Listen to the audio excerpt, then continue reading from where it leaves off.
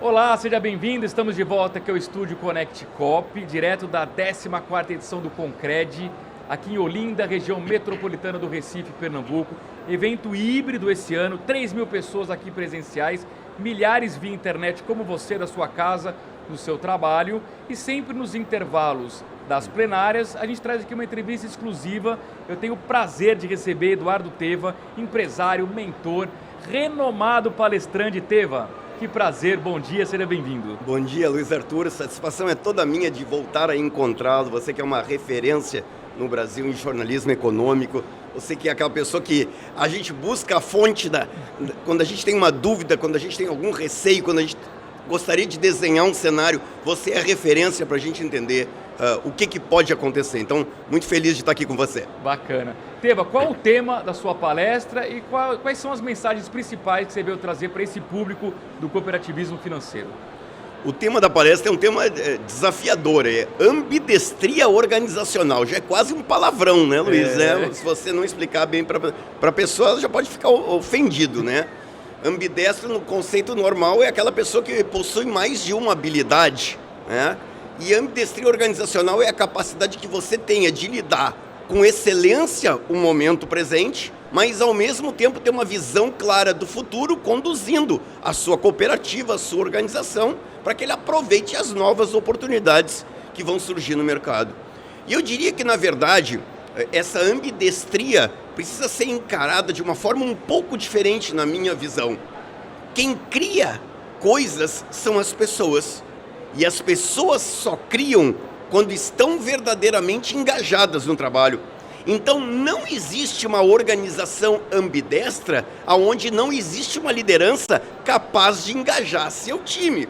E hoje, o que a gente vê? Eu sou um cara muito realista, né, Luiz? Eu estou no dia a dia, minha vida como empresário me permitiu viver essa realidade no dia a dia. Primeira realidade, está cada vez mais difícil de encontrar pessoas para trabalhar. Pergunta para todo mundo aqui. Eu não sei, Luiz, quais são os dados oficiais, quantos milhões de desempregados está o Brasil hoje? Atualmente 10 milhões. Aonde estão esses caras, Luiz? É uma pergunta que todo mundo tem feito. E infelizmente é uma mão de obra pouco qualificada. Exatamente. Então, vamos lá. Primeiro lugar, cada vez mais difícil encontrar pessoas para trabalhar. Segunda realidade, nós estamos vivendo a menor era de comprometimento do trabalho das pessoas. Segundo uma pesquisa que eu tive acesso, hoje apenas 18% das pessoas são engajadas no trabalho. Imagina, só 18% das pessoas são engajadas no trabalho. E a terceira realidade, né, as pessoas parecem de passagem pelas cooperativas e pelas organizações. Eu brinco sempre que no meu tempo mais jovem, um sonho de uma pessoa era passar num concurso do Banco do Brasil, ser promovido a gerente de agência, né, terminar sua carreira na própria cidade de Natal e, de preferência, morrer de infarto dentro da agência para coroar uma vida de dedicação ao Banco do Brasil, que é meu cliente, tem muita honra. E eles dão risada nas convenções do Banco do Brasil quando eu conto para eles isso. Hoje as pessoas parecem de passagem. As últimas pesquisas mostram que o jovem hoje vê 2 anos numa organização como o tempo máximo.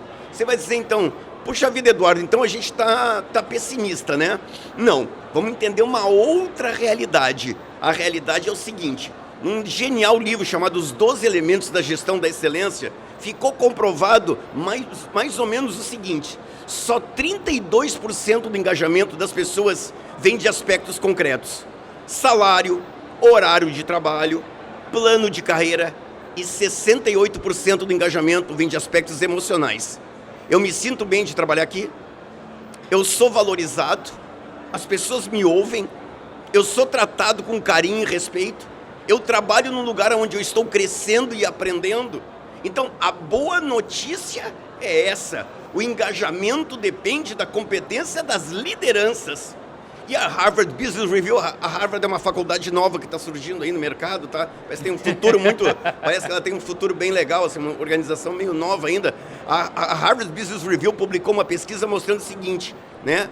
Um líder que tem capacidade de engajamento, ele chega a aumentar em 55% a produtividade de uma equipe. Agora, qual é a fotografia de tudo isso, Luiz? Vou fazer uma afirmação pela minha vivência hoje, treinando as maiores empresas do Brasil, América do Sul e Estados Unidos hoje. E eu não sei se eu vou errar, Luiz. 85% das pessoas hoje em posição de comando não tem competência interpessoal.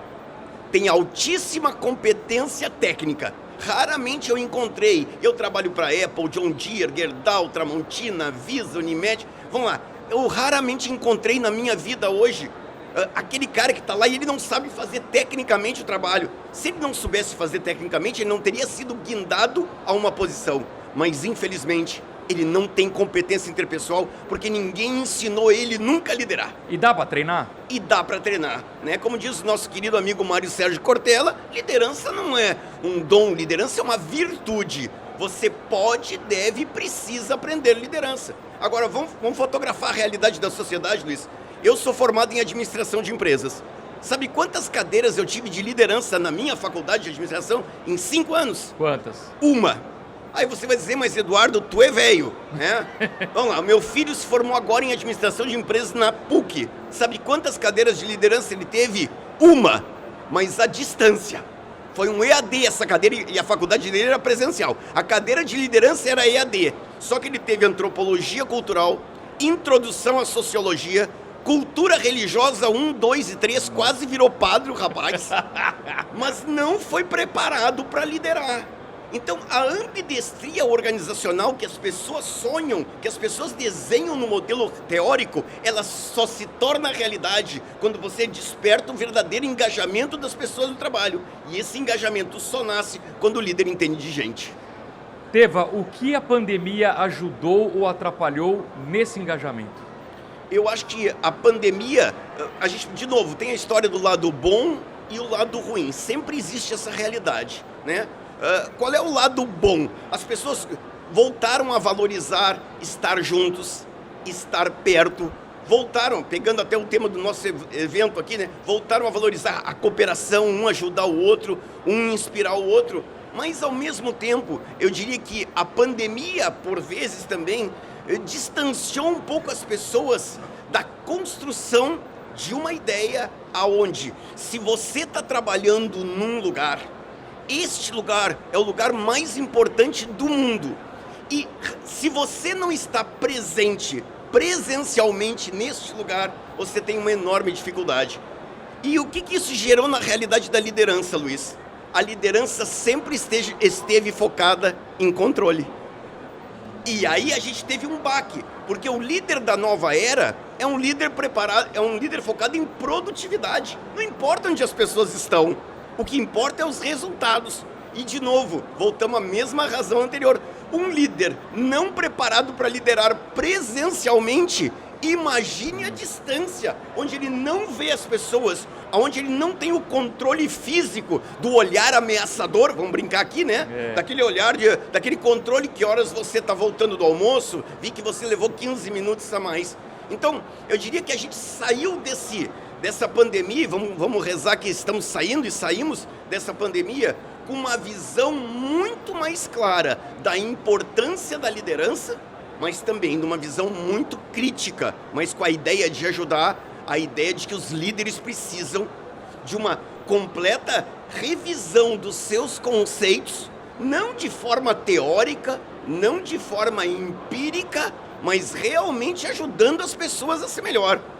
Esse conceito da ambidestria parte do engajamento das pessoas, do comprometimento. Tem uma história que você deve conhecer, Luiz, que é uma história do genial Jack Welch, né, que nos deixou recentemente não, acho que já faz uns 4 anos que ele faleceu, mas o Jack Welch conta uma história muito linda, né, diz que ele estava caminhando pela fábrica de turbina de avião da General Electric, né, e de repente, quando ele estava no corredor, no chão da fábrica, um operário parou, tocou no ombro dele e disse a seguinte frase: "Seu Jack, durante 30 anos da minha vida, eu tive aqui com o corpo inteiro, mas vocês usaram somente meus braços.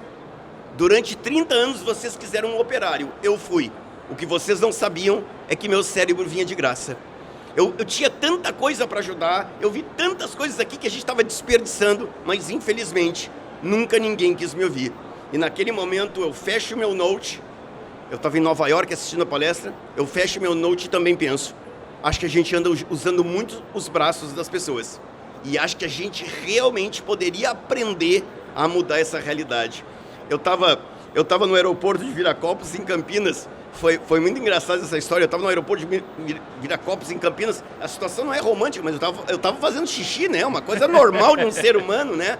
E entrou um cara naqueles box ali, né, do lado e começou a olhar para mim de um jeito estranho. Ele disse, tu não é o Eduardo Teva? Eu disse, sou eu. Ele disse, eu lhe sigo. Eu disse, tô vendo, até no banheiro, né? Até no banheiro tu tá me seguindo. Quero te fazer uma pergunta. Eu disse, pelo amor de Deus, primeiro vamos terminar aqui, depois a gente vai lá para fora. Aí saímos lá para fora e disse, Eduardo, eu sou líder de uma equipe de 45 profissionais aqui do agronegócio, me ajuda.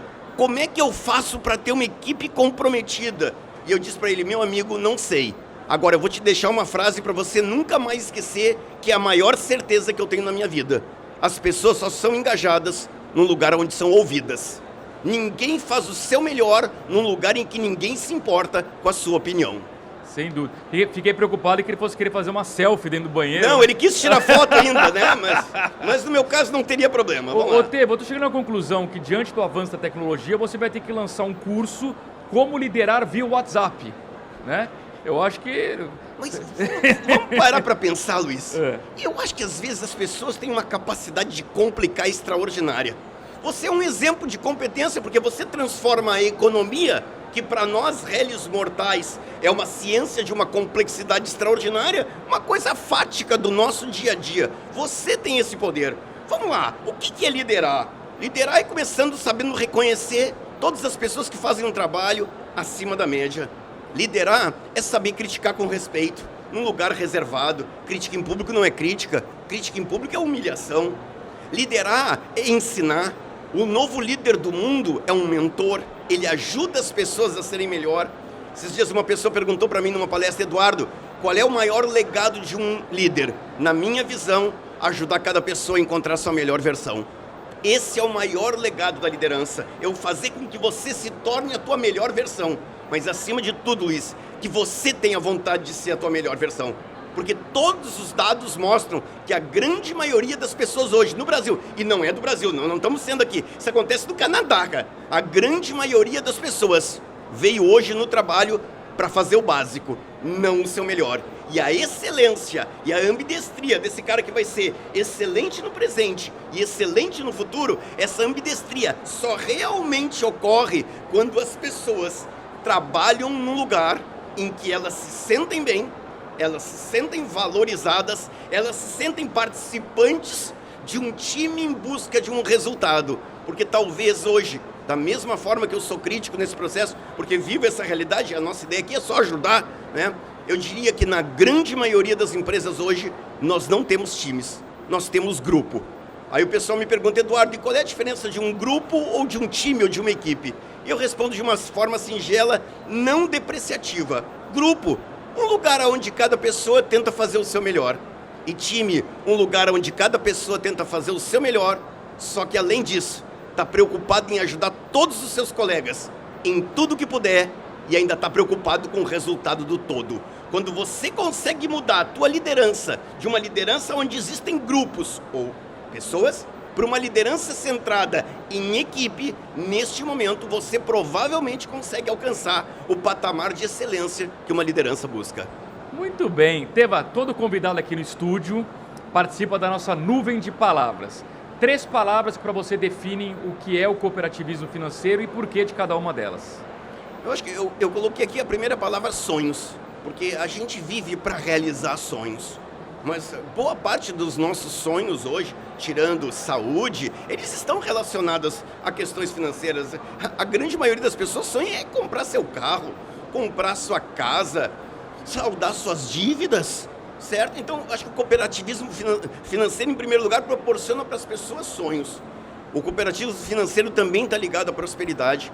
Nós estamos vivendo num mundo, Luiz, se você conhece isso muito melhor que nós, onde existem ideias maravilhosas sendo todos os dias, né, desenvolvidas, mas por vezes faltando capital para que essas pessoas transformem ideias em realidade. O cooperativo financeiro transmite isso, por vezes, inclusive, pela minha experiência nos eventos que faço no cooperativismo, chegando em áreas onde, quem sabe, os players maiores do mercado global não estejam interessados em fornecer crédito. Eles gostariam da porção de mercado, mas não da visão de crédito.